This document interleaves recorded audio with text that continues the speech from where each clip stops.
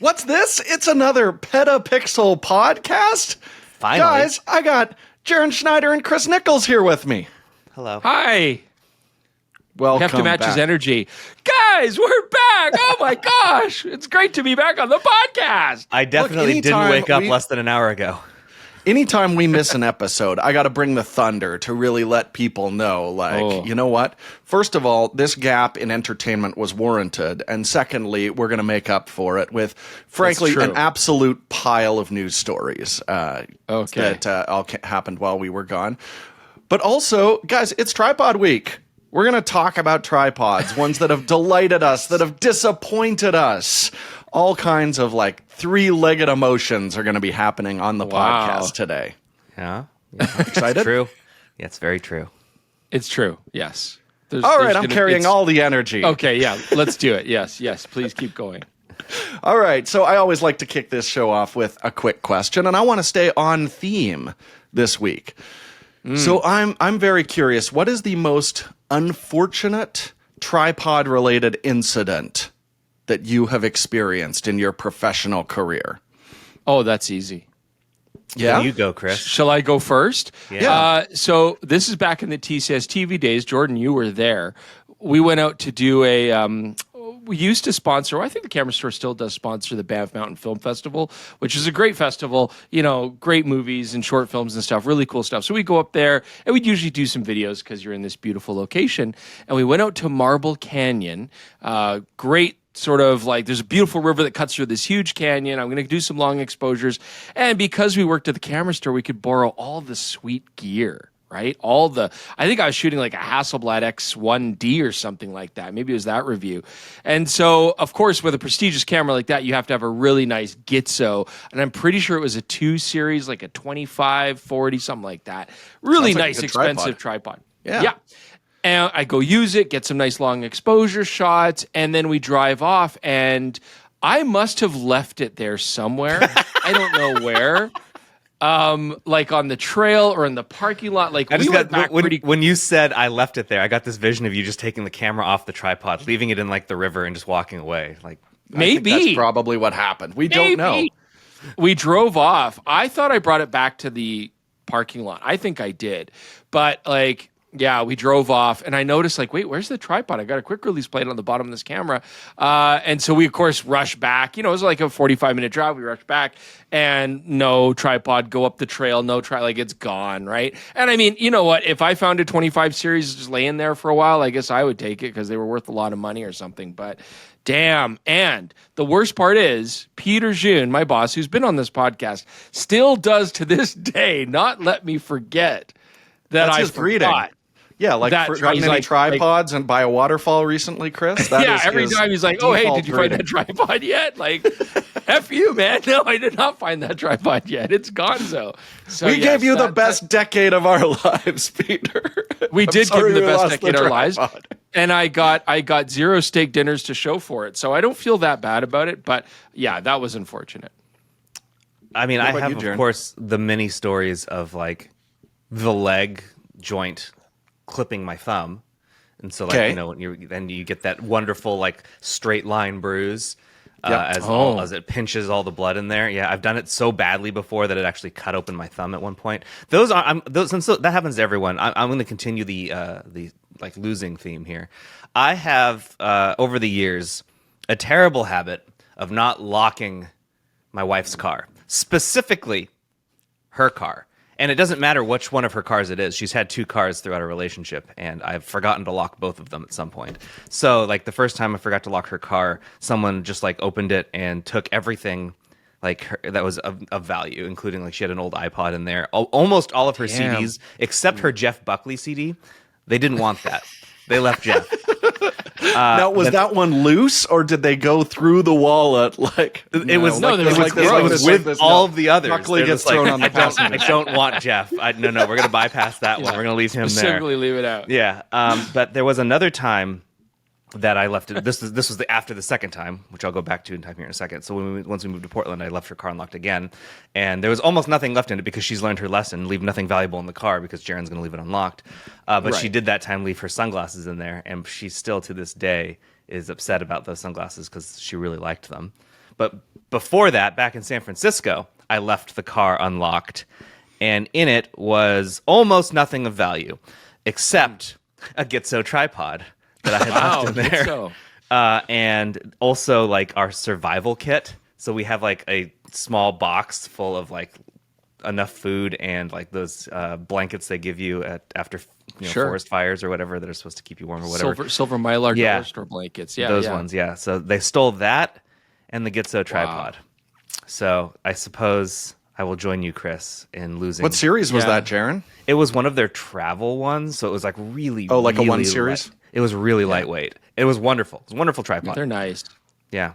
You know, you keep talking though about like, you're like, you got to be careful about crime in San Francisco and Portland and stuff. But I'm like, maybe it's just that you leave your cars unlocked. You know what I mean? You're like, well, I'm thinking about it this way. In any major city, this would be a problem.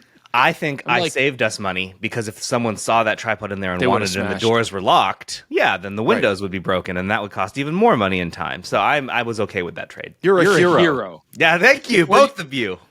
Or don't leave expensive camera gear in your car, which is an important lesson because I know. I hear it all the time. People are like, "Oh, my stuff got stolen." I did leave it in the car overnight. Exactly. Man, I didn't intend to. I'd actually unloaded the car of everything. I thought I unloaded everything the day before. And I didn't even. It's like we found that someone had broken in, and that little like survivor kit was gone. I'm like, I think that's all they took because I completely forgot that I'd also left a tripod in there because it was so small. It was the same color as the back of the car, so it's just like my brain didn't even process it. So I'm going to kind of single out the Vitek group because we've done 2 Gitzos now, and I'm going to go into Manfrotto angst at this point. And I've actually got a couple. I was juggling between them. The first one was, it's funny because it was also at the Banff Film Festival when Chris wasn't there yet. And I had a giant, remember those Manfrotto 545 tripods, like the black aluminum ones that folded up into a really wide leg? So I'm walking around, and it's a huge center there. So what I did generally, instead of putting the tripod under my arm, is I'll just lock the pan head on the video head, throw it over my shoulder. And so I've got like a little pan bar I can hold on to here, tripod out the back. But apparently I was walking a little too much, and actually the pan bar sheared off of the little holder on the side of the head. So suddenly I'm going from like, carrying 30 pounds of aluminum to no pounds of aluminum. And my hand just swings over like this and actually cuts like right along my eyebrow line, wide open on that like jagged aluminum. So probably should have required a tetanus shot, but did not do that. But I was totally alone. So I'm just like walking around this like campus essentially during a classy film festival with blood bleeding on my face. This is an incredibly Jordan story. It is. It's up there. It's you're lifting something heavy, you've injured yourself, and you're alone. Yep. No, that sounds like that's actually the name of my autobiography when it comes out. Bleeding, lifting, and alone. The Jordan Drake story. But I want to throw one in as well because I'm still disgruntled about it. Back when I was at the camera store, I had a client who will not be named, and their game was to show up right as the store was closing, I think, because they would get like unlimited access to my information. I know who this is. And and just like trying to negotiate on prices. At a certain point, I'm like, I've been closed for half an hour. Just take what you need. I don't care anymore. I don't need commission on this. It's done. So this was their game. And it was like I had to meet up with Evelyn. I'd been there half an hour after closing. I'm sliding into a rage, and there were the old Manfrotto 350 tripods, which are just like giant aluminum. They look like a medieval torture device that will support a tripod. And I just like sheared the inside of my palm here on it. But I did not want to like slow down this process to go get a first aid kit. So we had like little merch T-shirts. So I just like grabbed one of those, strapped my palm. Again, injuring finished yourself. Up the sale. Yeah, exactly. Yeah, Jordan has a bad track record with tripods in general. Exactly, which is why I think this is such a great topic for the show today. You've got a lot of bad tripod stories. It might be a you thing though, after 7 or 8 situations. But we could do this the whole show. Maybe that is a separate pod. Is just Jordan recounts tripod and monopod based injuries. I think that would be great.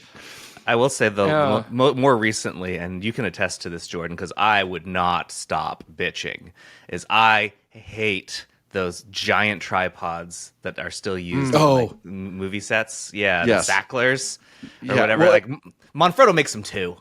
Yeah, Everybody. Yeah. Nobody likes those. Yeah, nobody they're likes terrible. carrying those. I Yeah, of just course. like my whole career choice, everything that I've done for the last like 10 years has been to move away from ever having to touch one of those again. And just in this year, I was forced to carry one, and I was very upset about it. You were. In Alaska, there was a great deal of belly aching. Also, that on the first 2 days, we didn't know that there was a really beautiful Flowtech Sattler sitting in a bag unused. And you brought the old giant version that had no handle and the legs kept falling open. Yep. And Yeah. And then we got to as the soon boat, as I and saw you're it, I'm like, where was this thing? yeah. Yeah. Like it would have been much easier to have it if we had the other one. I would have complained about half as much. Man, that was a lot of anecdotes and fun, but we got to start this podcast, gang. We certainly do.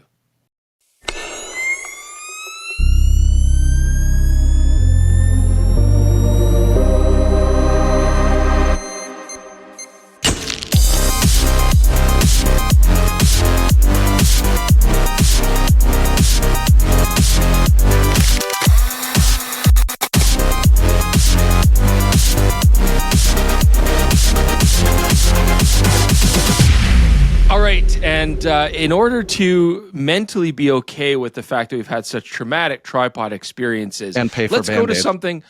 Yes, exactly. We our sponsor today is not Band-Aids for Jordan, unfortunately. Nor is he shears. He likes the word shearing a lot. That's what happens to much Every like the injury way is that wool sheared. comes off a sheep is what the skin does from my flesh when I'm Yeah, you'd think so. So anyways, we need some help. We need some financial help. I'm not ashamed to say it. And we need it from you guys at home because Jordan needs therapy. So please sounds like consider getting in the a arms of an PetaPixel. angel playing in the background. Yeah, we need to play in the arms of an angel. Where's Sarah McLachlan?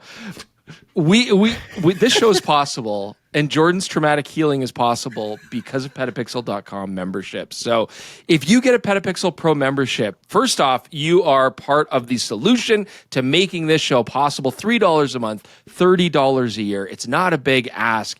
And not only are we going to save animals in need as well as starving children, we're also going to be able to provide you guys access to PetaPixel.com's website ads free. So you know what you won't see is ads asking you for money for helping puppies in third world countries. What you will not have see a lot that. of You'll those just on the get site? articles. Yeah, just I articles. don't know. We don't- You'll just get articles. You know what, Jordan? and I don't know because information. I'm a PetaPixel member, so I don't see ads. So if As there am I. are, That's why I asked you. I don't Yeah. know Yeah, who I else don't to know. ask. no, not Yeah, me. exactly. Some of my best friends are ads. So anyways, this membership also makes projects like this podcast possible, as well as a lot of the travel and interesting stories we brought you from places like Chile and stuff. Like that's all possible because of PetaPixel.com membership. So we would Well, the absolutely consider the Apple review and the preview that was only possible. We they Totally. don't fly us down there. That was by the member way. money. No, they I- don't. Like that's No, they don't. That's expensive. But look, we are super appreciative of you guys' support. We got a lot of great members, and we want more in the family because we also want to give you big discounts. 5% off KH.com. You also get discounts off the Moment store. You get free cash at the Moment store. Discounts off our merch store. There's lots of stuff. And then if you go to the website, you also get access to the JPEGs and RAWs that we use from all of our gear reviews, lenses and cameras, and you can have access to those as well. So. And sample. That's the sample galleries. Yeah, I'm whispering. Yes, I'm and like yes. that's the doing subliminal stereo messaging, effects. except it's very Sample liminal. galleries, yes. So it's very useful for us. It's very useful for you, and it will bring important healing to Jordan Drake. More is coming. Also, PetaPixel members will get more, and you will not have What? to pay more to get it. I am working on additional stuff that will drop for members soon. So, See? yeah, It just really, gets better we're and working, better. We're working really hard to make the memberships valuable because we really like you guys supporting us directly is the best way for us to make sure that we can continue doing what we do. So, thank you very much for those that are members. Thank you for your time. And we have a gigantic news block to get through today. So let's get started. The first thing to talk about is Sony dropping a new product this week. It is not the A7 6 or whatever we're expecting from them. It is instead a 100 millimeter f2.8 macro GM. Me like you. I want to play with it. Good, I because want it's to play with coming. it. Yeah, we're going to review it very soon. This is cool too because Sony's been I shouldn't say slowly. Sony has been actually quite aggressively revamping their G Master lineup with new versions of existing lenses, and this is the latest. I mean, the 90mm macro is getting pretty long in the tooth. It's like 10 years almost. Yeah, it wasn't a G Master; it was just a G. Just a G. G. That was just before a the G G thing. Master line, I believe. Yeah, it's old. Yeah. It was a great lens, but it's about time. So this new 100mm macro f2.8 G Master, image stabilized, gives us 1-to-1 life-size reproduction. Or more, 1 to 1.4 times, just like the Canon. What? Yeah. Oh, damn. So and it works with teleconverters. Yes. Works with teleconverters. Go further beyond. So excited to play with that. I don't know if we're going to have a teleconverter to test with it, though. We will. I think they said they're sending them. So I sure hope so. They want you to try it.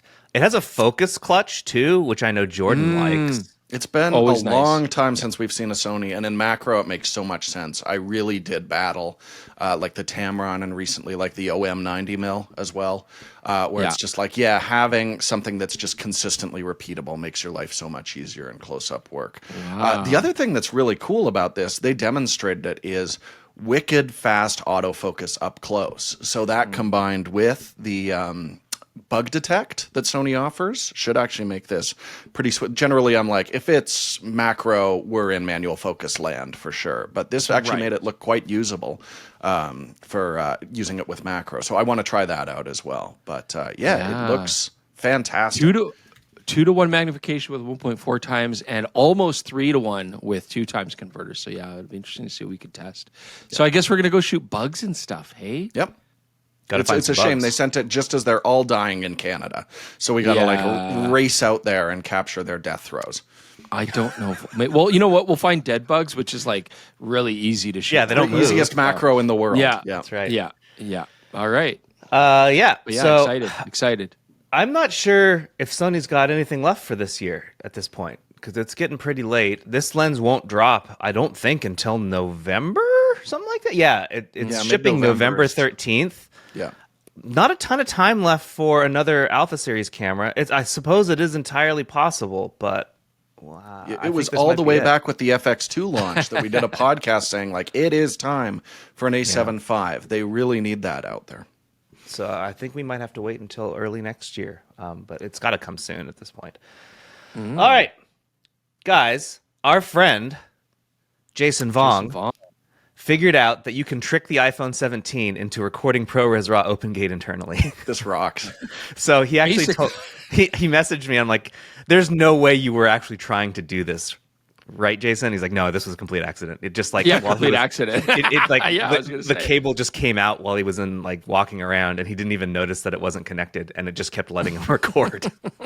This is how all the great discoveries are made, right? So to give content, you're only supposed to be able to shoot ProRes RAW OpenGate with an external drive connected to the phone, not internally. So, of course, Jason had this hard drive connected. He's going to go out and shoot it to the external drive. We tested that as well. But if you unplug it after getting everything set up, the app open, ready to record, it will then trick the phone into just recording to the internal storage, which is then really weird. It's like, well, why can't you just record right to the internal storage?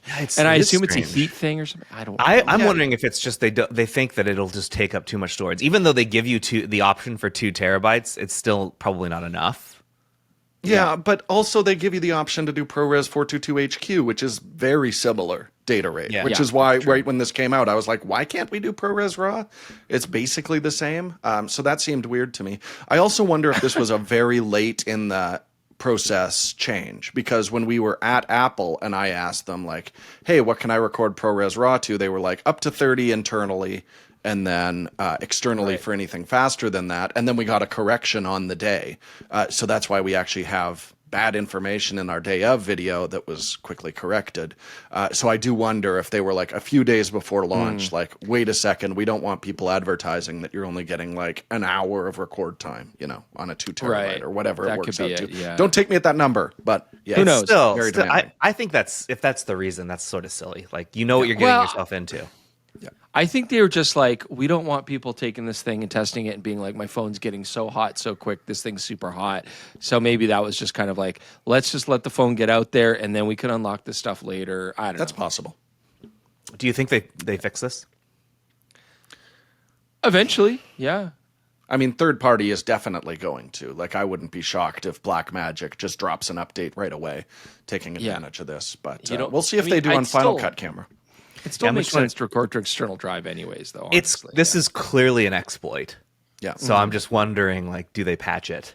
Yeah. I haven't seen anything lately. I haven't updated my. I'm still running the old phone. I'm not like you guys this year. I'm running last year's model. So. Every time you take a telephoto shot, you're just sabotaging yourself, right? That's why I don't. That 4x lens is yummy. I know it is yummy. So good. I've been using it a lot too. Although I still keep using the 2x camera, they have to make that better somehow. Like I just want a higher quality 50 millimeter equivalent because I'm just using it all the time. All the time. All right. More sensor discussion. Sony announced a new sensor. It is a 105 megapixel Type 2.5. So it's pretty large, not relatively full frame, big. Pretty big. And it can shoot up to 100 frames per second. That's crazy. It's also, Chris, a perfectly square sensor. I know. Hot dog. I love it. And I'm sure it's for industrial use only. It is. Yeah, you'll never see this in a consumer camera, but you want to, right? Well, if a square 105 megapixel camera that shoots 100 frames per second. I don't even need to shoot 100 frames per second, but global shutter, of course, zero rolling shutter. Right. This would be perfect for my twin lens camera idea. That's the sensor I want. Which has become the most expensive camera in history. Yeah, you just made it so much more.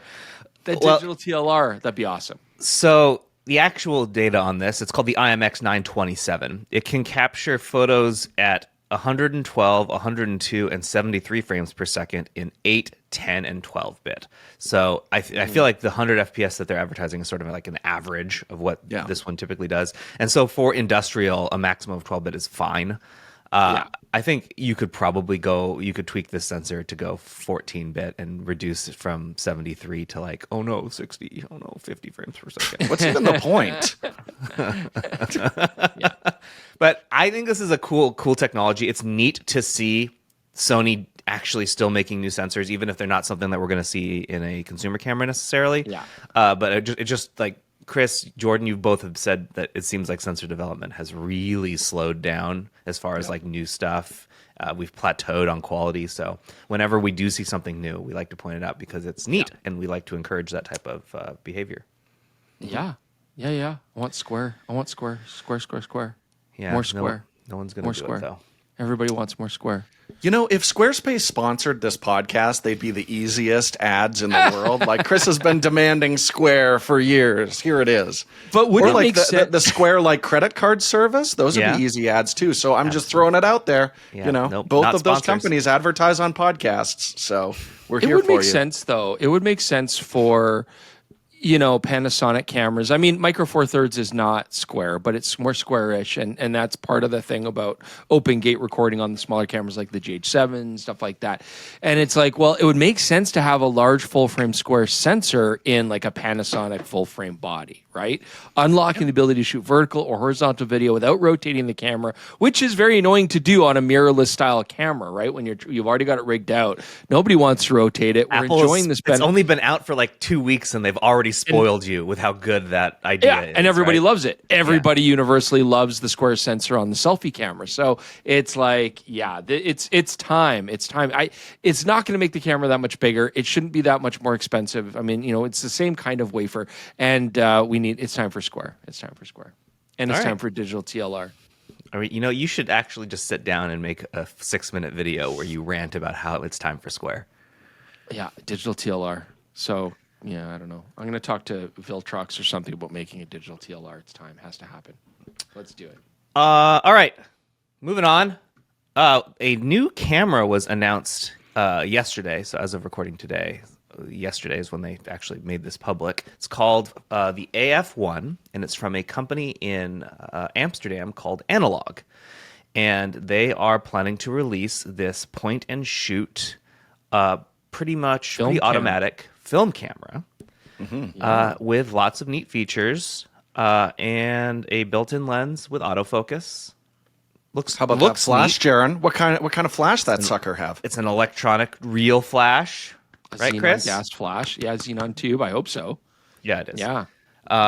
Yep. It looks very It does. thick. It checks cool. so many boxes, because even when we did like the not the Ricoh, what was the other, the Rolei camera, and it had like super limited shutter speeds and stuff like that. Like this thing will do 4 seconds to a 2,000th of a second. Like, I think it's 1,000th. With 1,000. The flash, LiDAR, autofocus, which we know is really, a reliable source, especially if it's just like a center point. Like this thing looks really comprehensive and full featured. Yeah, splash proof to some degree. I mean, it's not cheap. $566 US. Excuse me. Yeah, I mean, here's the thing. Like, I'm sure it's made by a design agency, right? So I think that's gonna be part of it. It looks like it's fairly tight looking, like not super chintzy. Like it looks kind of cool. It's got a nice front panel there, clamshell cover, but in the grand scheme of things, we were talking about just like a classic double gauze 35mm 2.8 lens. Like this is mimicking all the sort of affordable film point and shoots that have been made ad nauseum for 50 years. You know what I mean? Like, so yes, if you want something brand new that's kind of stylish and cool, yeah, you've got it here. But there's a lot of cameras out there that do the exact same thing. You can get them for $30.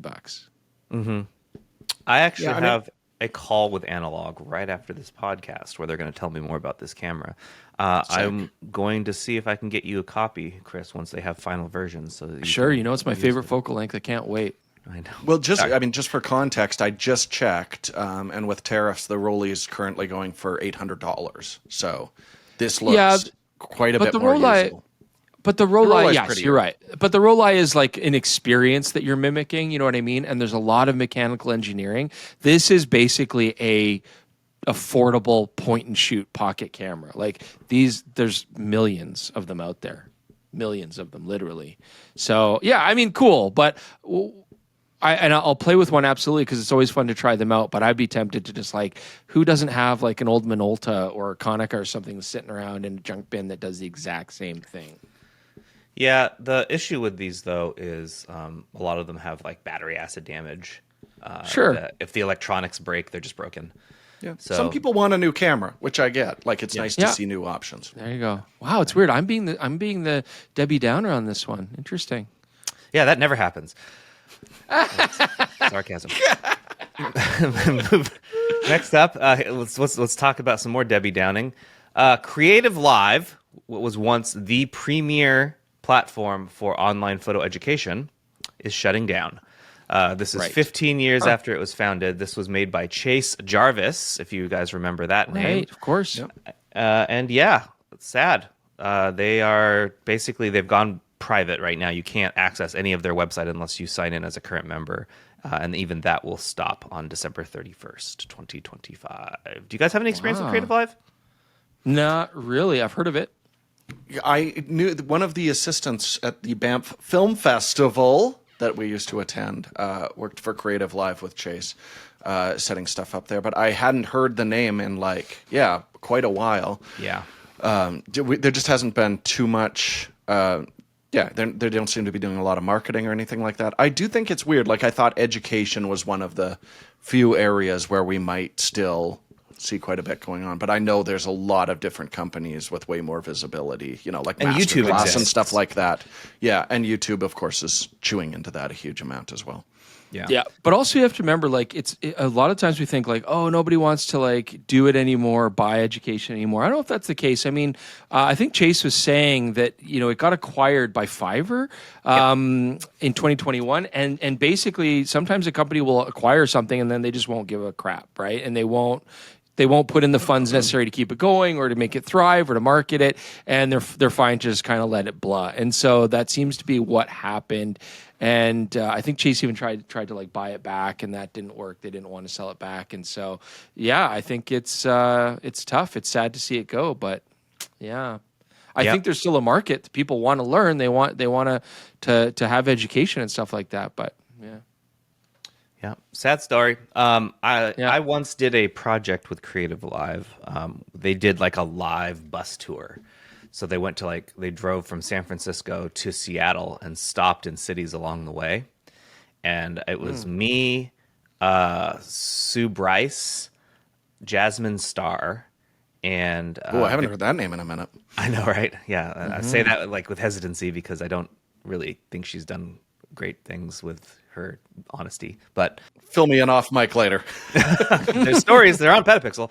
And then Victor Ha was also on that.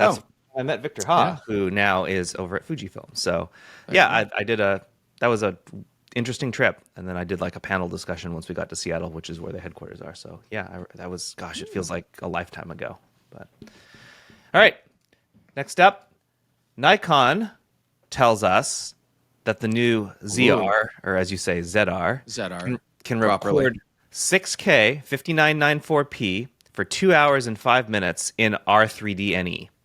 Yeah. So red, baby. Despite having no active cooling, it can keep going. How does that sound to you, Jordan? I mean, that sounds right. Now, first of all, what am I recording that to? Like, I think I'd need like a 4 terabyte CF Express card in order to actually accomplish. So this is a bunch of small chunks split up. But yeah, it does 4 seem terabytes. like They make those. Yeah, again, I don't want to commit to the math at this point, but that seems like a lot of storage required. Though that tracks because they've been doing passive cooling on their cameras for quite a while, and they've been very good. Like, I do wonder where the 2 hours and 5 minutes comes from. Like, someone in Japan is like, that is the correct amount of time for a feature film, so that will be. I think that on it. It seems weirdly arbitrary, and it's what it did. They so when I interviewed them at IBC and I was talking about this, I asked them, like, so does it have like at what point does it just stop? And they're like, well, we tested and it stayed on for 2 hours and 5 minutes. So I don't know if that's what they were aiming for or it was just happened to be happenstance. Oh, okay, 2 hours and 5 minutes. Cool. It might be that it's got to be something with the codec, because I doubt the thermals are the same on every one of their modern cameras, which all have that same 2 hours and 5 minute cutoff on it. But it does track. And yeah, we weren't able to run overheating tests because we had a very limited time with a pre-production model. I've said it before, I would like to shoot a project with this. And if that's the case, we have a production camera, I'd love to do some overheating tests on it. So stay tuned, but I don't have any reason to doubt that claim. Also, it's worth pointing out on a lot of cameras, they actually overheat faster when you're shooting compressed video because it's taking the raw stream and applying like your color settings and everything to it. So it's actually more processor intensive than just dumping a raw stream onto a card. So we'll have to test that as well. And for those people that say that overheating is not that big an issue and that people, malign it too much, it can be an issue. Like if you're doing podcasting or something like that, if you're recording long clips, if you're shooting events, like, it's even if you're not necessarily going to push the camera to that overheating limit, you definitely like the peace of mind of not having to worry about it. So yeah, I think it is, anything like this is important news to have. If you're just taking the original R5 out of the box and hitting record, that it mattered. Yeah, you want to know. Yeah, that thing, for sure. That thing overheated within 35 seconds. And yes, we have been on shoots where we've had cameras overheat, and it sucks, right? Because you are now stopped and waiting. And it's one thing for YouTubers where we could be like, okay, well, let's go into a cold place, let's give it some time, we can, whatever. But if you're a working pro shooting an event, you can't say, oh, sorry, can we just put this on hold? No, you're just screwed. So yeah, I think it's good for Nikon. What's your favorite overheating during production of our show memory? Because I have a very distinctive one. Oh, do you? I don't know. You're probably more traumatized than I was. But wrong word. I remember being in New York City downtown once when we were shooting with Fujifilm cameras. There we go. And like every 5 minutes. Like now, New York City in the summertime is an absolute... It's the worst. It's an armpit. It's a level of hell, right? Yeah. It's like the third or fourth level of hell. I'm not sure. It's the inferno that Dante was talking about. And so, yeah, it was... We'd go into a bodega with air conditioning for like half an hour and then jump out to do like in 5 the minutes. Cooler. That was my move. And then take the battery get 5 out. Minutes. Put it in with the tasty ice cream treats, battery beside an open camera door, let it cool off for a few minutes, jump back on the street, cook it again. That was an A6300, and thankfully we've gone a ways from there. But man, that was Sony or Fujifilm? It was because it was the XT2 launch, and they didn't have a camera. That was their first camera that shot good video. So we were like, well, give us a Fujifilm. They're like, I'm sorry, we have one XT2 for you, and the rest of our cameras shoot garbage video. They've come a long ways since then. So yeah, I brought an A6300 as my backup, which became our primary. It was good times. Yeah. Doesn't sound like it. All right, moving on. more sad. Well, I don't know. Is this sad or is it so just much? Like, it's so just much like news. It just happened. Oh yeah, there's lots of stuff to talk about, Chris. Zeiss Loxia lenses are officially discontinued now. Yeah. Kenko Takina was the manufacturer of these lenses in Japan. So they're designed by Zeiss and then manufactured by Kenko Takina, which I don't know if this has been confirmed, but I'm fairly certain that's what's going on with the Otis series. They're doing, but that's Cassina instead. So it's like designed by Zeiss, manufactured by Cassina. I don't know. That's what I think. Don't quote me on that. Anyway, Zeiss Loxia lenses are done. The quote that we got from them is, in response to the latest market developments, we have decided to adapt our product portfolio and therefore will no longer offer the lens in question. Of course, our comprehensive service remains available for the products that are out of stock. We are and remain fully committed to our photography community and are actually working on new products that align with the current market landscape while upholding our promise of quality and innovation. They're probably referring to the Otis lenses that were announced at CP Plus, one which you've already looked at and one which is coming out this fall. I wouldn't say it's sad. I mean, the Loxia lenses are manual, so they're nice lenses, manual focus only lenses, right, for mirrorless mount. There's a lot of those on the market nowadays. Like, there's so many, right? I mean, they've been flooded by the Chinese market for sure, but a lot of those lenses are good. The Loxias were nice, but they weren't all like, oh my God, these are the greatest lenses of all time. I certainly, like, I have a soft spot for like nice manual focus lenses. I really want like a Voigtlander series of manual focus for my Nikon F mount cameras. But like, yeah, there's so much competition out there. They have to be really stunning. So I think it's just they need to do a redesign, and it's time to do a redesign. And like, how many people want manual focus for a mirrorless camera, right? Like, there's not that many. Well, not expensive manual focus. Not expensive ones, sure. Yeah. I do distinctly remember back, it was our first press trip, the Sony A7S II. I brought a full set of Loxia lenses because I don't know if you remember, Chris, those things sun-starred beautifully at like f8. So we went, we knew it had already kind of leaked that it was an A7S II. So we went and shot the streets of New York at night at like 6400 ISO at f8. I remember. With sun stars everywhere. I think it's one of, like, it's noisy, dynamic range is super limited, but I think that's one of our better looking videos. So they did have a place, but I could do the same thing with like $300 Chinese manual focus lenses at this point. Yeah, that's all. Fujifilm revealed that just as we thought, Jordan, at least you and I thought this, the GFX Eterna 55 is not going to be the only cinema camera that they make. They will make another one. Why would you put all that development in and be like, we're done? That's it. Especially when you're sitting on one of the best video sensors in the business, in the XH2S, that is currently not in a video camera. Seems like a no-brainer there, guys. So yeah, is that what you would want to see? Actually, yes. Let's take this. Yes. Take this design. Yes, Jaron. And just replace the sensor with one that you actually really, really like. Love that sensor. Yeah, it's a stacked APS-C sensor. It's perfect. But the question is, are they going to do that, or do they still want to make more, medium format sensor video? Because that's kind of a neat niche for them. They need a sensor. Like, there isn't a new medium format sensor now. So why would they make another one of these?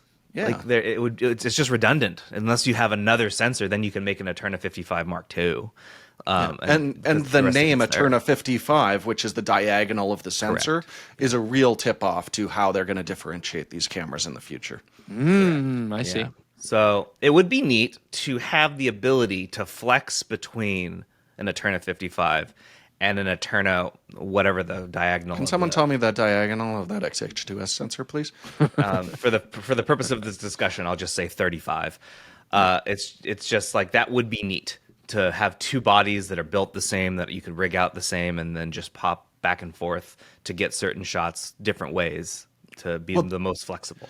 That's what we wound up doing in Alaska. Is there were certain shots where we're like, okay, grab the XH2S for this. Dima. Primarily, Dima. Stop shooting beautiful behind the scenes and shoot A-roll for me for a minute. That was hugely beneficial. So I'd love to see it.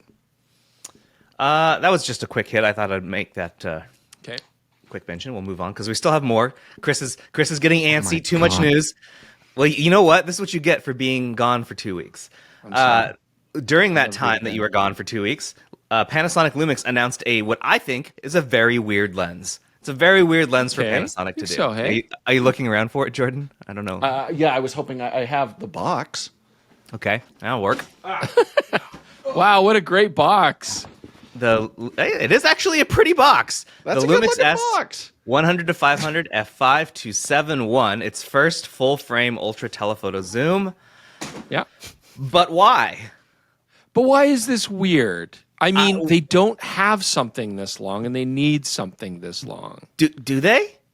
I think so. I mean, okay, so first off, if you're going to commit to, however Chris Nichols believes it or not, if you're going to commit to making hybrid cameras that do both photographic and video kind of applications, then you need to have lenses that round out the entire thing. I mean, Panasonic does not have a good telephoto range. 5 to 7.1 is perfectly acceptable for something of this distance without being humongous or super expensive. So I get that.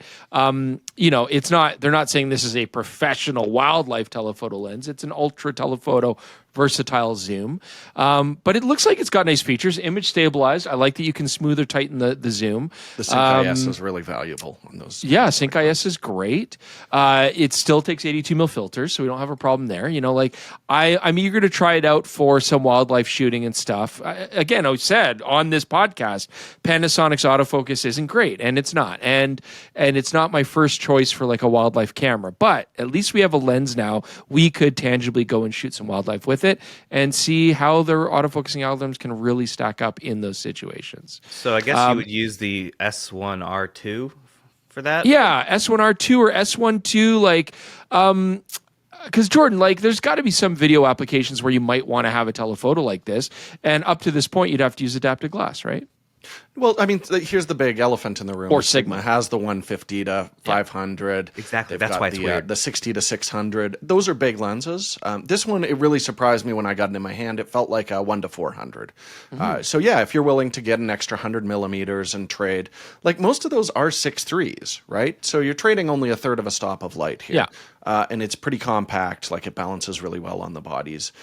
So there is some reason for that. And yeah, having Sync IS, I think, is a big deal because I've used some of those super telephoto Sigma lenses, and yeah, it's not as good as what we see with some of the super zoom Panasonic native glass.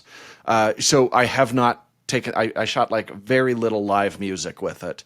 Wasn't an extreme test of it. I want to do a little bit more, but and I want to try and shoot this video on the 1 to 5 as well.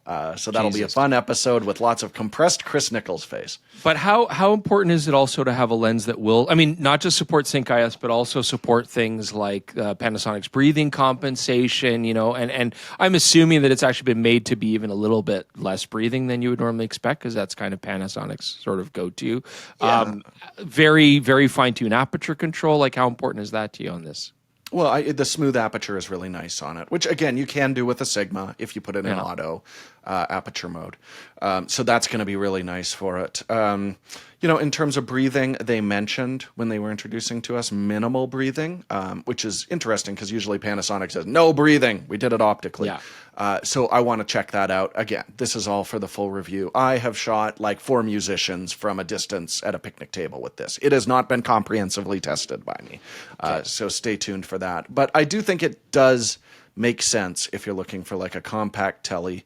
But if you are looking for the most reach and you're not worried about that, then obviously the Sigma options are faster for a little bit more bulk. There's one thing that always amuses me about lenses like this, when you have that variable aperture and it's already slow at its fastest, when you're the longest, is how slow can it be? What's the slowest how that slow we can you go? Yeah, the slowest you can go, F40 on this bad boy. Oh, wow. Hell yeah. Let's diffract it. Yeah, that's not something you'll ever want to use, but you can if you want to. Before we move on to the next story, I do want to mention, there was a question if you were going to review this lens. There's the question of where's the Canon C50 review. I want to let everyone know that our lives are hell, and we're doing our best, and there are a lot of things on the calendar right now, and those are on there. The thing that you can expect the soonest, actually, is a production review of the 24-70 f2.82 from Nikon. That is something we really wanted to prioritize. That'll be up next. But the C50's in here, and the Lumix 100-500, they're in there too. So, like, yes, the next 2 months we'll have a lot of reviews. Yeah, if you feel like we're missing it. And we can say, I mean, the advertising's out there. Chris and Jaron are going to be in Australia, which is a perfect window for me to do a little video testing. So maybe the C50 will fall into that. What do you think, Jaron? Well, great idea. Yeah, I'm hoping it gets there. It was supposed to start arriving this week, so fingers crossed on that. But that is actually go ahead. They have to give us the product for us to review it too. That's sort of an important requirement. I think we should just do it sight unseen. You know, like Twitter basically. Like this, I can describe it to you because I've read the specs. Yeah, just get GPT to take segments from everybody else's review, Jordan, and then just do it in the style of Jordan Drake. Well, what could go wrong? Awkwardly. Since you mentioned that, I'll mention that now. I was going to save it for a bit later. But yeah, Chris and I are going to Brisbane, Australia next week for the opening of GR Space. You agreed to this, Chris. It was your idea. Oh, my God. So GR Space is opening in Brisbane. This is like only their third or fourth one ever. They don't have very many of these. And Chris is going to be there to talk about stuff, show his photos. If you're going to be in Brisbane at all next week, it is worth coming by just to see him. He'll be there, and I guess I'll be there too. I don't really know why I'm there, but I'm going to be there too. And we're going to make content, so and we're going to make articles and stuff. So that's why you're there, Jaron. Come on, make sweet articles together. Well, we're also going to try and do a podcast from there. It'll be the current goal is to try and get Jordan up at 2 or 3 in the morning to join. I think it'll be hilarious. Yeah, someone's got to cuddle me and give me back rubs and console me with my jet lag that's going to happen after that 14-hour flight. I'm looking forward to it. Well, I'm not going to be there, so Jaron. My job. All right, so link in the description below for more information on GR Space if you come see us and want to come to Brisbane. Next news story. This one dropped this morning, but there were definitely leaks of this leading up to it. Kodak has a new film. Yeah. It's an old film. Kodacolor 100 and Kodacolor 200. The 200 I did not know about until this morning, but they have it in both. It's available in 35 millimeter only right now. I don't know if they'll produce this in 120, but I have not seen any sample images taken with Kodacolor yet, so I don't know what to expect. They're saying it's less saturated than Ektar. Okay. Well, that's Ektar 100's and yeah. Saturated. It's pretty saturated, yeah. This one will be, I think, maybe a little bit more quote-unquote natural, normal looking. I'm going to try and get my hands on some, and I will have this. I'm going to bring it to Australia, and then I'm actually flying straight to Tokyo right after that, so I'm going to go shoot some in Japan too, I hope. So, maybe I'll hand a roll to you, Chris, if I can get some, and you can take it home and shoot some on it as well. Yeah, it's interesting. Can we get it processed in Tokyo and review it from Tokyo? That'd be rad, man. That would be neat. I don't know. I mean, I assume they process film there. It's popular. I've just never tried. I don't know. We'll see. We'll see. It's neat to see they're so healthy at making all these different emulsions, right? I mean, because they do still also have Color Plus as well, Color Plus 200, which is a fairly saturated general purpose kind of film as well. So yeah, I'm excited to see if this is a bit more vintage looking, or I don't know, low saturation. Here's what Kodak said. Actually, we published our story about this before Kodak gave us an actual statement, which was we had no choice because they weren't talking to us, but all of their retailers were already saying they're going to have it, so it was just okay, we're publishing. Anyway, this is what they said this morning. To help meet the growing demand for film, Kodak is excited to announce the launch of 2 color negative films, Kodacolor 100 and Kodacolor 200 in 135 format rolls. For the first time in over a decade, Kodak will sell these films directly to distributors, not through Kodacolaris, in an effort to increase supply and help create greater stability in the market where prices have fluctuated. On that note, take a look at the box if you're on YouTube. It's very retro. This logo does not appear on any of Kodak's other films, which are distributed by Kodacolaris. So this is the only one that Eastman Kodak is directly distributing to retailers. These films, there's a rebrand in the mix as well coming up. What was that? I'm curious. I wonder if there's a rebrand in the mix as well coming up. If they're introducing it with this, that's possible. Or if they're just trying to really drive home the vintage sort of nature of the look of this film. I love the box, I'll tell you that much. Yeah. These films are sub-brands of existing Kodak films and offer the same high quality you've come to expect from Kodak. The launch is made possible by our recent investments that increased our film manufacturing capacity and, along with introduction of Kodak Super 8 camera and Kodak Ektachrome 100D color reversal, reflects Kodak's ongoing commitment to supporting the long-term health of the film industry. I'm gonna go buy some Ektachrome too. Do you like Ektachrome, Chris? I don't like any slide film. You don't like slide film. Yeah, you're wrong because my slide film photos are beautiful. It's not that I don't like slide film. I just don't think it's necessarily. I've never seen a slide film result personally for me where I'm like, oh man, this is so much better that I now want to go through the trouble and expense of having slides developed. Like, so, you know, whatever. I prefer you seen negative. My photo of the Lisaron? They're beautiful, dude. They're beautiful. I'm not. You can't get that on Ektar. I'm not going to be one of those guys that says, oh, slide film sucks, because I'm not saying that. I'm just saying it's not worth the trouble for me as a creative person when I feel like there's some great negative films out there with way more dynamic range and interesting color options and choices and way easier and cheaper processing. That's all I'm saying. You were just in Japan, and I asked Jeremy to go look and see how much Provia was there. How much was Provia? A roll? No. So we were in Japan. I was like, oh, let's go look at these camera stores, and I wanted to look at film for you. So I sent you a text because I look at it. They had Provia 100, $50 a roll. Holy hell. Canadian. So like 40 US, but that's still crazy, dude. Yeah. Chris mentioned, I was like, that's how much it costs. Buy all that they have. Cocoa bananas. And he didn't. So I got to go. I'm going to go to Fujiya and I'm going to buy. Well, I texted you, but it was pretty weird timing. It wasn't like you weren't asleep, but it was pretty late. I know I didn't get a response back. But like $40 a roll, dude. No. Well, imagine crazy. I'm going to go get some 120. How much do you think that is? You could get 4 rolls of this new Kodacolor 100 for that same price. Yeah. Like, that's stupid. And the developing is cheaper. It's awful. Yeah. The photos are so good. And so by association, you're dumb and awful for wanting to do that. We'll get David Amell on this podcast again soon, and David will come here and he will stand by my side and he will say, yes, Provia is worth it. All right. I think, this is the last story on the board for now. There is one more. Yeah. So, sorry. Apologies for that. We have one more thing. Oh, no. Your eyebrows always go up during that, Jordan. I always look forward to I'm hoping I can hit it on the beach. You know, it's the drummer in me. It's like, can I get the eyebrow to sync with the bum, the lawn? It was actually not that long after you were unavailable for podcasting. I think it was like last week when this dropped. The increased tariffs out of Japan and basically everywhere into the United States has resulted in another price increase of Sony cameras and lenses. Sony has increased the prices of numerous cameras and lenses by as much as $400.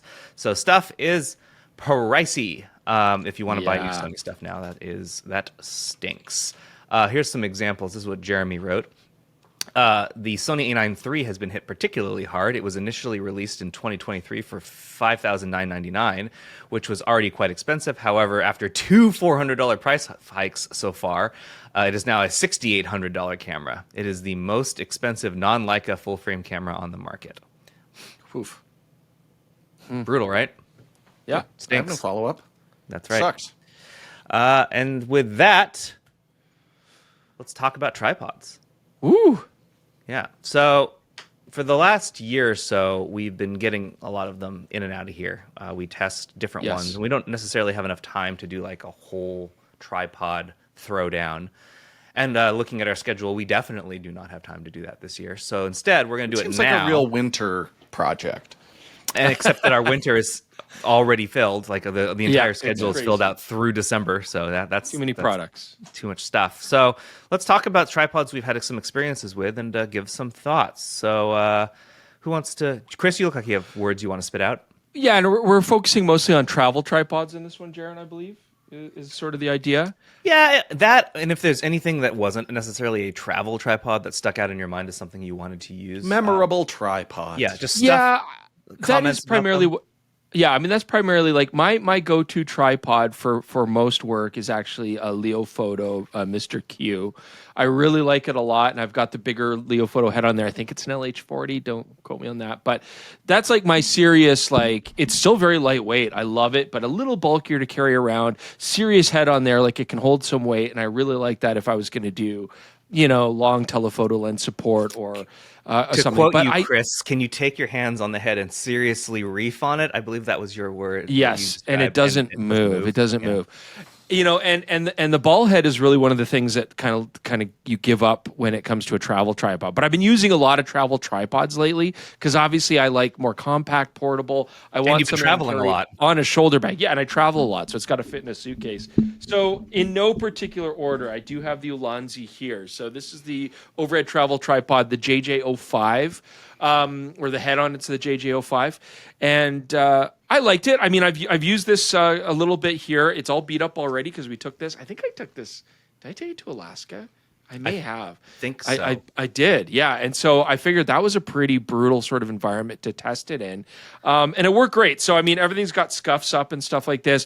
So this is a 5-section. It's got a lot. It's got 4 locks on it. I don't normally love extra sections because they add weight, but they do make the tripod quite small. Whoa! So this is easy to like put in a luggage bag, no problem at all. And it does have lever locks, which are not my favorite, but actually these were fine. They worked well. They had enough like tension on them to really hold the legs tight.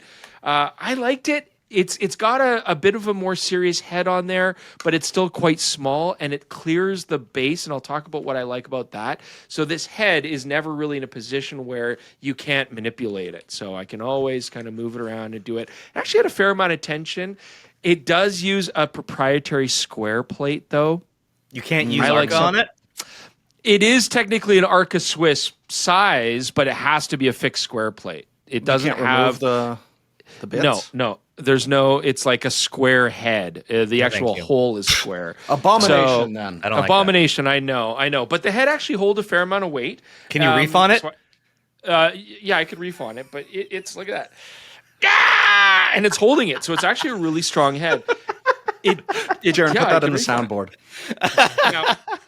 It does have this sort of sideways. Yeah, so that's like their thing that they were advertising as the reason to get the tripod. So if those only listening, it has a section in the middle that is a hinge that allows the top of the tripod to I can reef go on horizontal. It and it moves. Yeah, so that sound you're hearing is it's a toolless way to move it up. So if you wanted an overhead shot. And look, I've seen this before on a lot of tripods and stuff. And it's like, you know what? I find it of limited utility. But if you dig this sort of thing, great, right? I don't know. Like, let's say you're a macro photographer and you actually do macro on location, this could be quite useful. Yeah. And look, I'm going to ask Chris to bring this on a future trip to Japan, where I have a shot in mind where that would be very useful. So, yeah, I don't use it because, again, it adds weight. I don't find it that useful to do for even macro work and stuff like that. But anyways, if you want to get away from the tripod legs, great. This is sort of my favorite standby. So this is the Falcam Tree Root, and I do really like this tripod. We keep coming back to it. But yeah, it's svelte, it's light. I like that it's only 4 sections, not 5. I do prefer twist locks because I can, in one motion, undo all of them. Boom, boom, boom. And I can then tighten them all together, too. So I like the utility of that. I also really like the center column, and I've showed this before, but this actually has a quick release system in it. Yeah, I'm doing it for you. I just took the top of the head you got off. yours there? Yeah. Yeah. So look at that. I love it. Yeah. It's it takes smart. a little bit of finagling, designed. but look, you can take that short column off there. I think it works great. I think it's also nice if you want to use this without the long column, if you want to go upside down or something, or get the leg locks all the way out to the side. I really like this. On the Ulanzi, that's a little bit annoying because you have to basically put the column sideways if you want to get the locks really close to the bottom. See, you were able to move this head without... I can't move mine. I'm wondering. I'm a powerful male. Chris is totally jacked. A rugged outdoorsman. But look, see, I just reefed on it and it moves, right? So it's it's still pretty stable, but it's moving. My only complaint about this really is the ball head. So the first thing is if this column's all the way down, stowed, it's where the ball head can't be manipulated, right? So you always have to move it up a little bit. I find that kind of annoying. The lock works fine, but it's all a little cramped, so I often find that I'm like searching for other controls and moving other dials. But I do like the Arca Swiss plate here on top. Everything's machined really well. I love the fact that you can split that column really quickly and easily. And it's quite stable, but it stows still very small and short. So I agree with you, I Chris. found this to be really I use stable. this all the time. This is my favorite tripod that we've used so far. Yeah. There are some things that I don't use about it that I don't think you use either. They have these little attachment points along the sides, and they make accessories and tools that you can attach to this. Little arms and looks stuff. hot. Yeah, the Noga arm, which I don't know where I put mine. It's in here somewhere. I think I've used it for a monitor before, which is great. When I'm here at home. But like when I travel, I don't really want anything dangling off it, so it's usually like this. Yeah. And since we've been traveling so much, I typically haven't put anything on there. For macro, it's awesome for an off-camera strobe too. Oh, they're both nice travel tripods. Like they're easy to carry. I mean, there's a lot of good choices now, and they're quite affordable. I mean, the other one that I would talk about, and we actually did a video on it, so if you guys want more detail, you can watch the review. But that was the Peak Design, their travel series tripod. Well, it's not travel anymore. It's their Pro Series tripod. It's the travel Pro tripod. Series. You still hate the actual travel tripod. It sucks. I hate the travel tripod. Least favorite tripod but the Pro ever. Series, the Pro Series, they're basically making a lightweight leg system, or they have heavier legs. They're very lightweight. I liked the compact nature of the legs, but the head is beefy, and so it kind of gives you this full size tripod head with light leg option. And so I did really dig that. I think like that could be a contender to replace like the Leo Photo as a more serious tripod, but still be compact enough. But it is pricey, right? Peak Design stuff is well made. It's $900. It's not currently available yet. It's expected to arrive on November 21st. If you did not back their Kickstarter, it is $900 for. And they make accessory like video head things and stuff. Kind of felt a little chintzy to me, but again, watch the review. Felt bad. Yeah. I like the idea, but the execution maybe wasn't great.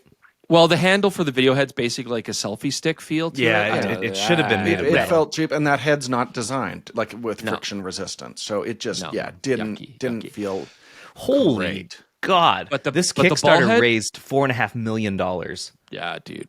Yeah, they know what they're doing over there. Yeah. Anyway, it was a great tripod. It's a great tripod. I just feel like for more than double the price, like how much better is it? Because there's some really good affordable tripods out there, and like the legs of the tree root have been great. I do wish there was a beefier head on there. Maybe that's something that. That's the thing. So like Peak Design originally created this idea where the legs wouldn't be circular; they would be polygonal, and they still do that with the Pro line. But the way that the tree root gets around, I guess I don't know if they have a patent on it or something, but the legs are actually circular and they go inside the top leg, which is polygonal, so that it still goes into this perfect like little. I mean, it's more carbon. shape. Does it really add stability? I don't think so. I think it just looks cool. I don't think the fall cam really needs that, but I think the idea is it's supposed to have the same like structure and look as a water bottle, and so when you have like the bumps on it, it's not quite as svelte. I do like that. Yeah. But that's my tripod talk. Jordan, there's one tripods who have disappointed you. I'm just curious, like ones that you don't want to highlight, but you've been like, man, I don't like that thing. Not that I've used. I mean, I still haven't found the perfect tripod. That's the thing, right? Other than like they're either too bulky or whatever. But my main problem with the travel tripods is the heads are so small and fiddly. I like. The Peak Design is like a neat attempt to have something with more larger knobs and stuff like that. That's still quite compact and lightweight. But no, I mean, I don't know, man. I haven't found the perfect one yet. I know one that you like, Jordan, that I actually don't like because it's got too many pieces. That's my main complaint, is there's just too much stuff on it. But why don't you say why you like it? Yeah, so I have wanted to talk about this on the show for a while. I've been using the Hypey. Don't know. I haven't been in contact with them. It's only a word that we've ever read and never heard spoken aloud. Exactly. So I saw an earlier version of this a little ways back, and I was like, I love the design of this, like the concept of it. But the leg locks on it were very fiddly, and if they got in contact with the dirt, which tripods tend to, they just wouldn't close properly. The top pan head on it was constantly rotating. So then I got the updated. Now I believe this is the full production version of this tripod, and they have fixed everything that annoyed me about it. But the big thing I want to highlight that I absolutely love is on the top head here. Now, this isn't a video tripod. This is still a photo one. Yeah. But the center posts are actually 3 columns of a little hi-hat. So you can just pop this out, use it as a tabletop, low angle, but it's extremely solid. And the thing I love about having these 3 separate legs on it is the center post is also rock solid. So I can fully extend this, put a big camera on it. The downside, if you can see me right now, is putting it back in. Son of Talk about fiddly. This guy down here. Is it gonna? There we go. So getting it back in is a little bit of a headache from time to time. That would be my one strike with it. But just the versatility of this and the fact that the ball head on this thing, it's a serious ball head. Let's use the beloved word reef.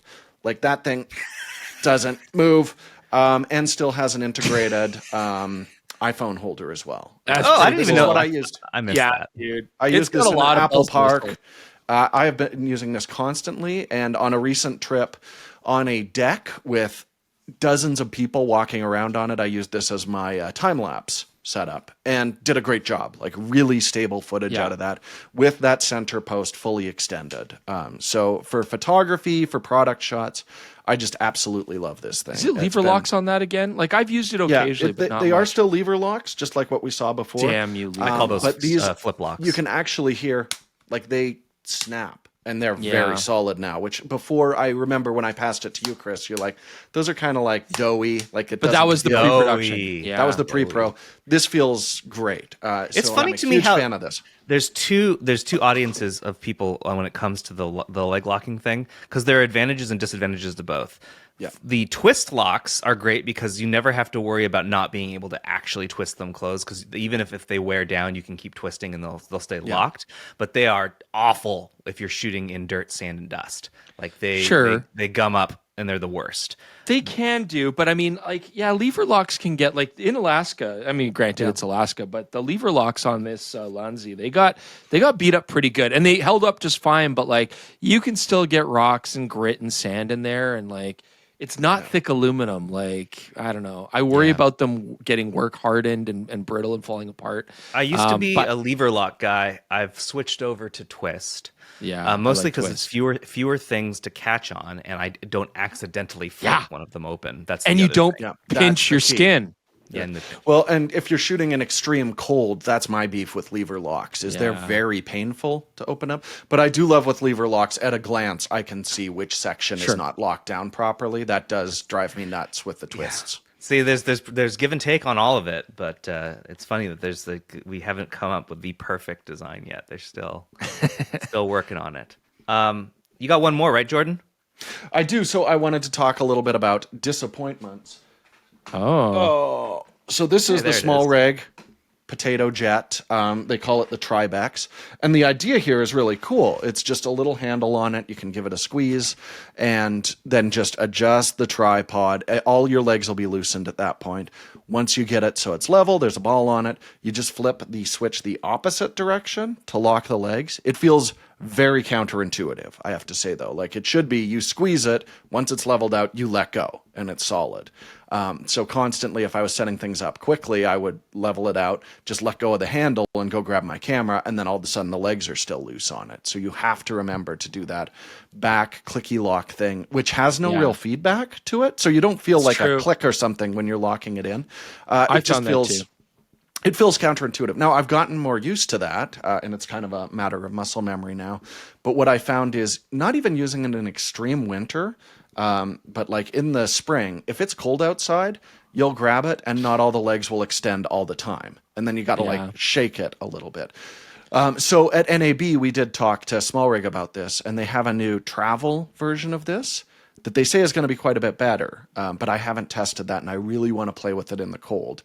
And the overall interface of using it is still exactly the same on it. So, I'm very mixed on it. It's great in a studio, but why do I need like really easy legs to level when I'm shooting B-roll in the studio, right? Yeah. And the thing is, all of the examples that I've seen of this, like in person, they're always in like an exhibition hall or a store where, all of it always works perfectly, but not in reality, I guess. I mean, Gitzo played with a similar idea with their Neotech tripods, where you could just pull the leg out and then it would stay locked wherever it was. And I mean, in practice, these things are cool, these sort of self-locking or quick-locking legs. But I always worry about like a little bit of like you get a dent on that leg section and it wouldn't close anymore and stuff. Like it was just it's too precise or relies too much on a lot of fancy stuff.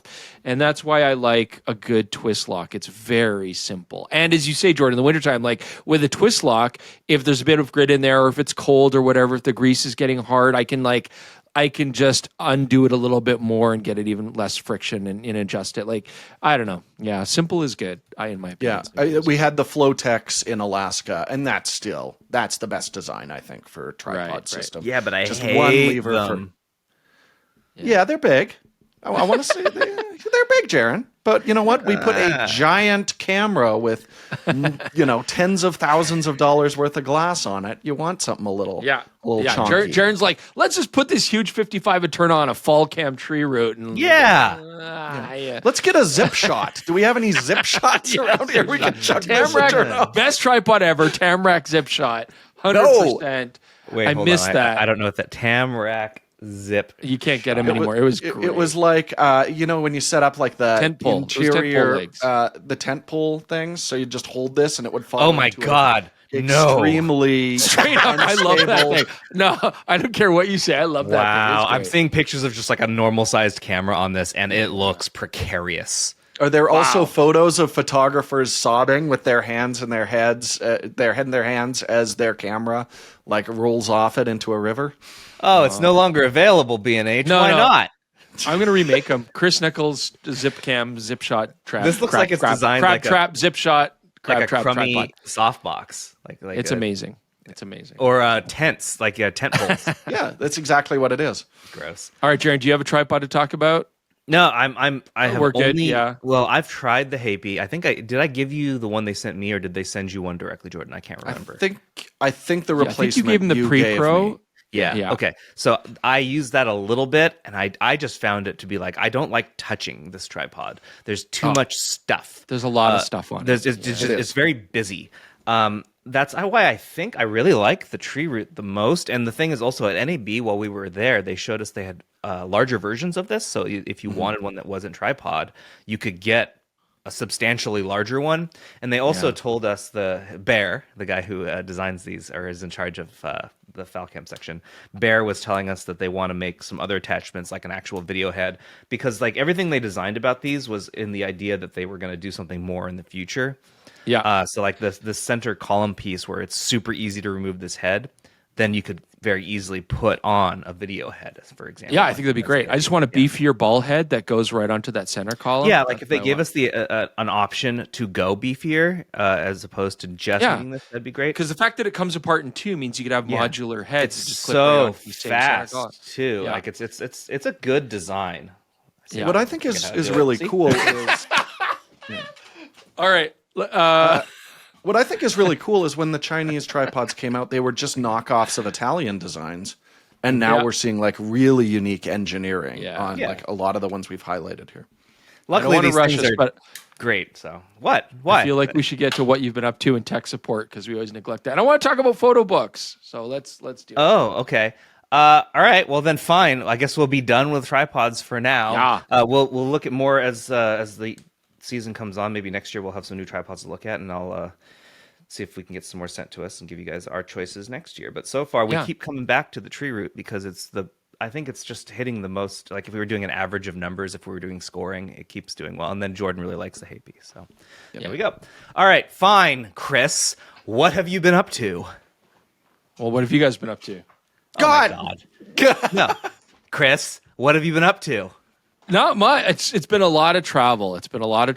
I was, I've been off the podcast or whatever because first I was in Japan with Jeremy, which was really, really cool. First time for him in Japan. We had a great trip there. So he did a great job shooting. He did a great job with camera. Yeah. He did a great job with the camera work. And the whole time, Jordan, he was like, "Oh, I hope Jordan likes this. I hope this footage is okay." He's so hard on himself. He was I so could hard hear on it in the himself. emails. Like he sent me the footage, and it was paragraphs of apologies. And I'm like, Jeremy, you did great. Dude, you did great. So anyways, that was a cool trip. He shot the 85 review, and then he also shot your section of the compact cameras revisited. Yeah, the G5X. Yeah. And then it was my wife's birthday, so we went to Italy for a short little vacation, which was really nice. To Cinque Terre, it was beautiful, beautiful. So that's my had a really nice little break to crack, because the closest that I'm getting to Cinque Terre is cracking a San Pellegrino, authentic Italian sparkling beverage with intense taste. So you brought the majesty of Italy home with you, Jordan. Wow. What have you been up to? So yeah, I had a kind of a fun weekend. Caught up with some movies that I'd meant to. I finally watched Wes Anderson's.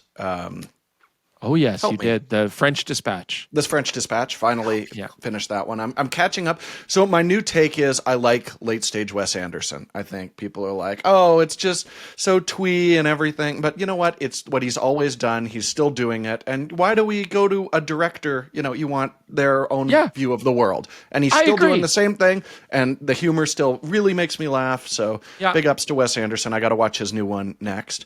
But also, went to a movie theater and I saw a Ghibli I've never seen. So my son and I went to go see, they're screening the new 4K, new sound mix version of Howl. So I saw Howl's Moving Castle on the big screen, which I had never seen.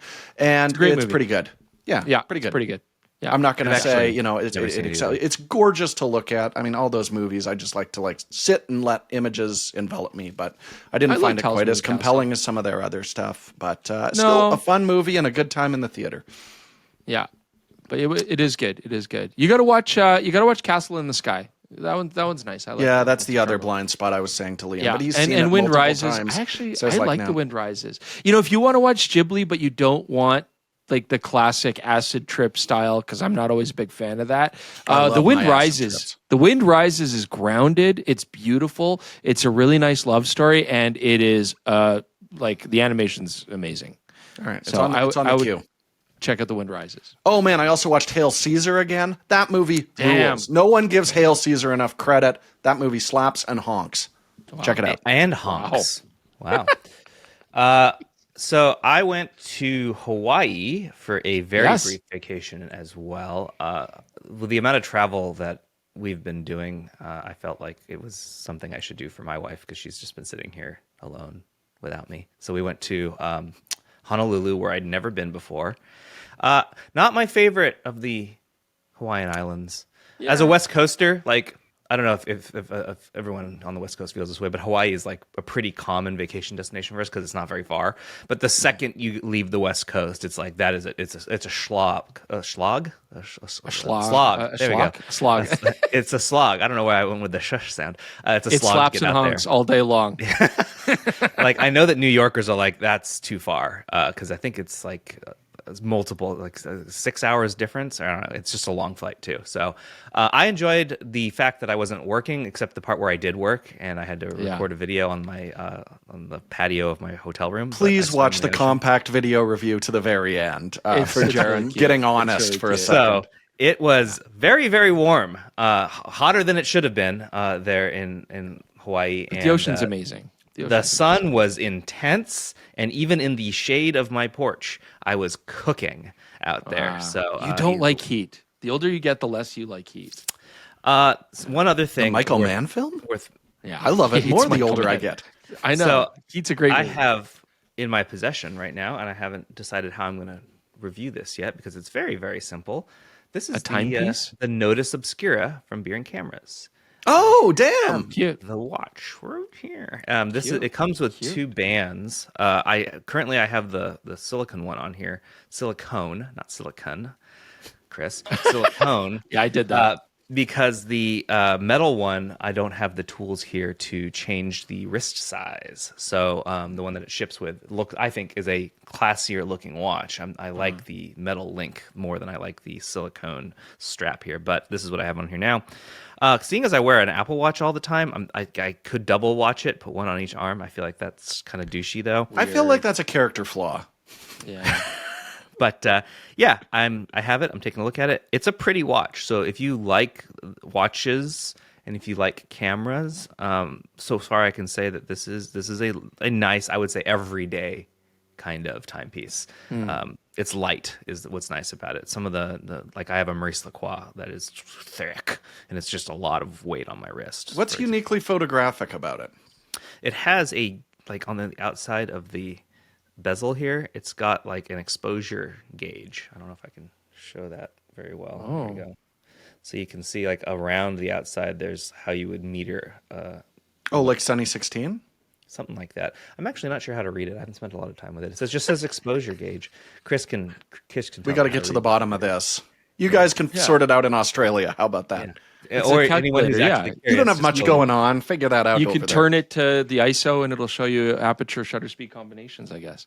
One other thing I do want to mention before we move on is that, yes, the compact cameras we picked are probably not the ones that people are like, oh, those are the ones you need to revisit. Like super basic point and shoots? Yeah. What we're going to do is we will do our best. So the issue with that is these cameras are like impossible to keep in stock for any used camera dealer. Like KEH doesn't really have them very often, so we really need to let them know, like get ahead of it and like tell us when they come in. But we will do CCD sensor compact point and shoot camera revisited and be like, are these actually any good? The answer is no, but like we'll go back and play with them. And I want an S5IS. Committed our to thinking that. Also is that we're photographers. It's nice to have a little bit of control, and you only get exciting differences in like handling and stuff like that with the more advanced compacts. Whereas, I feel like if we do basic point and shoots, we can talk about maybe color or image quality differences, but otherwise they're all just like, here's the flash button, turns it on, turns it off. Like you push the shutter, it takes a picture. Like that's it. So I don't know. If anyone's got a super CCD Fuji, like an F30, F31, hit me up. I want to play with one of those again. Right. I love. I wish I'd be up for tech support. Jesus, guys. Well, we only have a little bit of time. So you wanted to talk about books? Which one of these is on here? We'll prioritize it. All right. Which one is it? MZF517 says, hi, I've been watching Chris and Jordan for a decade and just became a PetaPixel member, which we really appreciate. Yay! You guys are the best. Thank you very much for that. You talk a lot about gear, but I'm interested to know, what are your favorite photographic books? Do you have any tips on how to appreciate read art photography? I recently bought a copy of Stephen Chore's Uncommon Places, but I'm not quite sure why the book is loved by so many. Interesting. Do you guys have some favorite photo books? I'm terrible. I don't have any. Oh, I got a lot. So yeah, I can jump on, but why don't you go first, Chris? Yeah, so that's why, because I got my white chair here holding all my books. Oh, that's why you wanted to make sure we had time for this. Yeah, because there's so many here. And these, I got more, but this is some of my favorites. So this is from Wang Wusheng, and this is Celestial. Oh, that's beautiful. That's a beautiful book. Realm. Beautiful. Yeah, it's great. I mean, he went through the Yellow Mountains of China, and it's all like, this dude, like we're talking like 70s, 80s. He's like mountaineering up these things to get these beautiful shots. It's all analog. You'd love it, but like just stunning black and white. Look at that, black and white. Medium format, 35 millimeter, and just like cloudscapes, and like I dig it. I dig it. So that's pretty. Yeah. What else you got? Wang Wusheng. Whatever that was, not that. Recently in Germany, met Ralph Gibson. Yeah, signed by Ralph Gibson. I mean, he was one of my sort of, like growing up and not growing up, but learning to do photography and finding inspiration. He was one of my inspirations for. He does beautiful like fashion work. I really like his street photography. But yeah, Ralph Gibson, definitely a great book. I like that one. Taryn Simon. So she's a very interesting photographer. This one's still sealed. This is my copy of An American Index of the Hidden and Unfamiliar, and it's a fascinating book. I highly recommend you guys check it out. So Taryn Simon is not only a super talented photographer, but she's also incredibly brave. Like, one of the beautiful things about this book is not just the photography, but she gets into some very interesting locations that obviously required a lot of work, effort, convincing to get her into these places. I don't even want to get into really describing too much about it, because it's like it takes away from it. You really want to have that first kind of experience of going through and seeing the photography. But Taryn Simon's work, just stark, beautiful stuff. And when you see, and then like the backstory of how she actually got into these locations to shoot and the access she got, incredible stuff. So highly recommend it. There's some other books that I want to have that I haven't gotten. So I was recently in Japan, and I decided, well, why not go down to the Canon store, which is really neat in Ginza. I hadn't been there before. And I go in, and they got a really cool store with all their products. And in the back, they have a beautiful gallery. And I walk in, and there's this really interesting street exhibition by a photographer named Tomohiko Minagawa. And this gentleman comes up, and he's my Japanese is terrible. I can barely speak it, so it was horrible. I felt so embarrassed. But I'm like talking to asking questions about all the photography. Turns out this was the actual artist, Minagawa. So was actually there talking to me, and beautiful work, like beautiful Tokyo street photography. So he has a book, and I was like, can I buy this book? And he's like, sorry, not for sale right now. I don't have the book. So I desperately want to find one of those. Really, really. What do you mean not for sale? Like he doesn't have any more? Yeah, it was like at the gallery, they weren't selling anything. It was just an exhibition of his work shot on Canon cameras, but beautiful, beautiful stuff. Like just really, really interesting stuff. He had a bunch of prints also on washi, like Japanese rice paper, and they almost look like woodblock prints. It was really beautiful stuff. So I want to get that. And the other book that I would really highly recommend looking at that I also need to get is Phil Penman. Phil Penman is, in my opinion, maybe one of the best contemporary masters of black and white street photography. So definitely should check out his Street Scenes book. There you go. I'm done.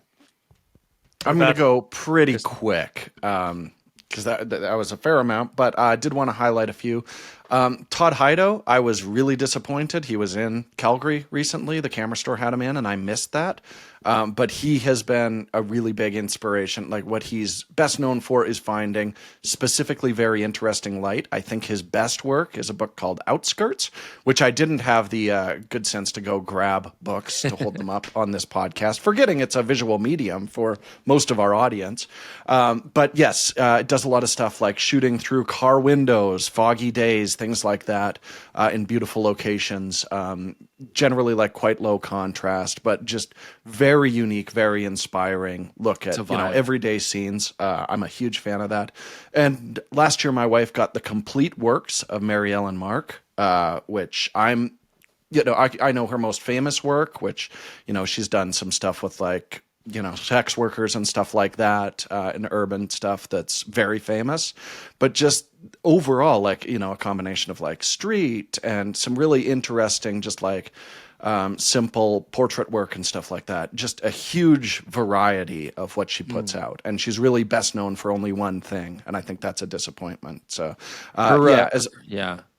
Sorry, her giant Polaroids at the circus fair. Amazing. Oh, amazing. Yeah, amazing stunning stuff there. Pretty and cool. A real sense of humor as well in a lot of that stuff that you just generally wouldn't know. And then the last one I want to shout out is past and hopefully future guest of this podcast, Leah Hennel, has a couple books out there. We've talked about them before. One on the ranch life, and one that was captured during COVID, where she had incredible access working for Alberta Health. That's absolutely excellent. So, check out Leah's work, or just follow her on Instagram if you're not already. I feel culturally bankrupt. I've been bad at this for my entire photographic career. I didn't know the names of any photographers. I would go to galleries and look at their work. I like Mapplethorpe, for example. Actually really like Mapplethorpe. I should get a book of his because his work is incredible. Well, now you have a whole bunch of suggestions that you can take a look at. We're going to squeeze one more in here before we go, because it's been in our inbox for questions for a while. Mike Bartow emailed and asked and said, a neighbor of my daughter in Florida gave me a 35mm film camera, the Canon T50. It looks well taken care of and has a 28 to 70mm lens. I know this is an entry-level camera, first manufactured in 1983 till 89. My question is this still a fairly good camera? I believe this question belongs more to Chris. Yeah. Hold on, I have those sounds. Hold on, I can play them.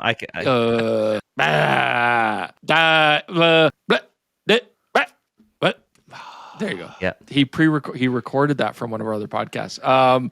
Anyways, so Mike, you know what? Look, a camera's a camera, and you could take beautiful photos on a T50. They were very affordable, very entry-level, simple cameras. A lot of the manufacturers, Nikon made the EM and stuff. They were trying to make these cameras that would work with the system of lenses and accessories that were available at the time, but would be very simple and easy to get into. And so my main issue with the Canon T50 It has access to the whole FD line of lenses, which are really nice lenses, affordable optics. No complaints there. It's just that it's a bit too basic, depending on what you're trying to do with it, right? So the T50, basically the idea is you're supposed to lock the aperture into auto. The camera is then basically program mode. You just put in your film and it will do aperture and shutter speed for you. And my main issue with that is, for me, if I want to do an analog camera, I want to have some manual control and be able to experiment. Now, granted, you can bring the lenses out of auto and use the apertures, but then your shutter speed's locked at 60 to the second. So it's actually more frustrating. I would really want a camera. Sorry, Jordan? I said weird. Yeah, it was just basic. It was basically it was a point and shoot SLR, right? Interchangeable lens point and shoot SLR was the idea. I feel like you'd be better off with a more advanced camera like a T70 or something, or an AE1. Wow. That are going to unlock. Has no buttons or dials on it. It's so simple. Yeah, they're just very simple. And the zoom lenses back in the day, they're terrible, but that's across the board, whatever. But Canon have some very nice bodies out there. I still lust after a T90. I just don't need it. Like, it's a terrible idea. I don't need it, but I lust after it. It's a great camera. But yeah, get something that has aperture, shutter speed control. Yeah, lusty controls, because you'll just get more out of it if that's something you want to explore and kind of play around with and change exposure. But does it take pictures? Yes. Are the lenses nice? Absolutely. And one of the best things about FD mount is you can get a whole set for a very good price. Like, the value on FD. Canon back in that time was really seen as a more like working person's camera. It was like the every person's camera. Like, that's kind of what was neat about it. Whereas I would argue that companies like Nikon, for example, why did I say it the Japanese way, were more prestigious, a little bit more classy, a little bit more high-end, and Canon at the time back then was kind of the more affordable option. And then they just switched it around, and Canon, fought really hard to become like a preeminent professional camera manufacturer at that point. Interesting time in the history. Yeah. Feel good story of the week. Make me feel good. I might feel really good about this. Brand new camera company is going to release the Esquisse, which means to sketch or outline in French. I'm sure I butchered it. This is the spiritual successor to the Lumix GM5. Yes. And they want Chris to have a version of this as soon as possible. They've reached out specifically to be like, Chris, we think you'll like this camera. Based on the design we've seen so far, it is a very boxy little camera, just like, simple little rectangle. They don't plan to put a thumbstick on it. They want it to be fully touchscreen on the back. Right. That's the only thing that you might be a little worried about. But yeah, we'll have to see. When using the EVF, yeah, that could be a struggle. Because let me tell you, Lumix isn't going to make this. So somebody's got to. Like, what are the key features we should rattle off? Like, why this is a GM5 replacement? Okay, so yeah, like it's obviously beautifully designed, because it is going to be sort of like a small, Kickstarter-ish kind of thing. But not Kickstarter. They're not doing crowdfunding. Not Kickstarter, but Kickstarter-ish kind of thing, right? Where it's like this like passion project on a very small scale.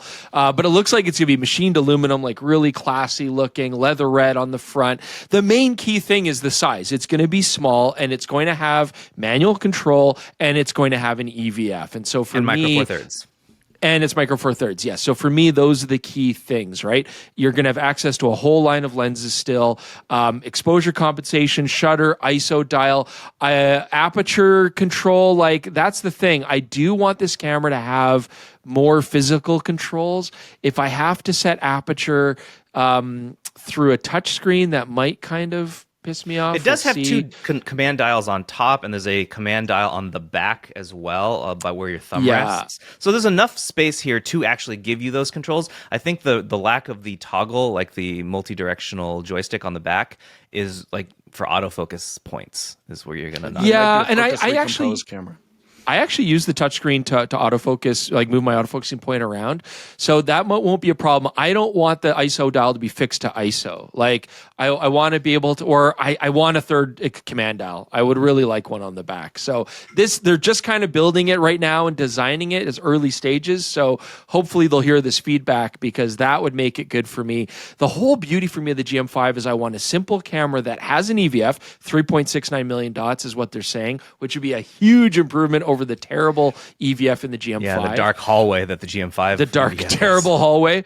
But I need that. I need to be able to set ISO, aperture, and shutter speed. That's all I want. I want a simple, quick interface with full manual control. I'm probably going to leave the ISO on auto anyways, so I want that dial to be adjustable for maybe aperture control, because not all Micro Four Thirds lenses have aperture rings. Some do, great, but not all do. So that would be my only kind of wish. But the key thing is they're making a compact, beautiful camera that will fit in your pocket like a GM5, and I'm really excited to see that. And it looks classy. The only thing I want to know is they haven't talked about the shutter. I hope it's a mechanical shutter and it can go a lot faster than the one in the GM5, because you really have to lean on the electronic shutter with the GM5 a lot, and that is not ideal for me. Yeah, Chris, you have Kome, the guy who's making this. You have his email. Give him the list of things it must have. Put the mechanical shutter. He's still making it. There's still time to lead him in the right way to make sure that the camera. I don't know if we haven't seen a picture of the back of the camera. So yeah, there's sketches. There's sketches. Scroll down in the article. There's the sketches of the back. He's got a dial in the back. There's 2 buttons next to it. Then there's a play button. Oh yeah, on there the we bottom. go. There we go. So, there's a click wheel. No, we're good. So I think I'm going to be okay then. Look, there's a click wheel there. That'll be it. And customizable buttons. I think we're going to be okay. New greatest camera ever made. Unless it doesn't have a mechanical shutter, in which case that bothers Jordan more than me. I mean, it is nice to avoid rolling shutter and stuff like that. But I haven't ever had a problem with that on the GM5 really, for the way I shoot it. But I mean, if it has a faster mechanical shutter, great. We'll see. If it's only electronic shutter, I don't know. We'll see. All right. I hope that's gonna do it for us this week. So podcast schedule is a little weird. We're gonna try, like I mentioned, and do one in Australia. That will probably come out a little late because of our schedule. And then we definitely will have one the week after, because we're going to be in Japan. We're going to try and catch some fall colors, and we will have a podcast from there as well. So there we go. The next 2 weeks will be on location pods, so I hope we successfully do those. And with that, we'll see you as soon as we can. Thanks, everyone. Have a good one. Bye.